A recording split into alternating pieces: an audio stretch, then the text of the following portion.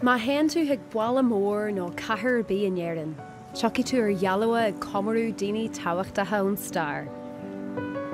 Fear den chuid is mó. Sa chláir seo, tá scéal eile ar fad le hinsin sugam. Seo scéal mrá a bhí réabhlaideach agus canróideach. Bhí an bhain seo ar an chéad bhain ar scéala Gaeilge ó riú. An chéad bhain le mhaistreacht dhéanamh sa Gaeilge agus bhí sí mar leachtóir agus mar olú le Gaeilge. Bhí an bhain seo ar gcinne do bhanathirí cumann na man, mar uachtaran ar cumann comhionannais na hÉireann, agus bhí sí mar bháil díograseacht mór le rá i gcónrú na Gaeilge. Ach sa leith aniuan, níl iomra ar bí orthaí.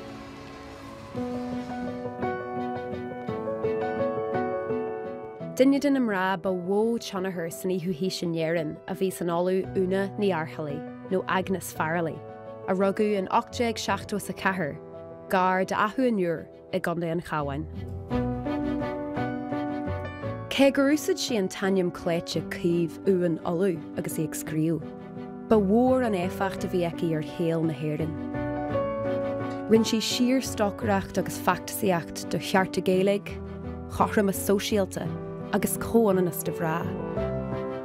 Ach go fáil is duine deoranta doratha agam í.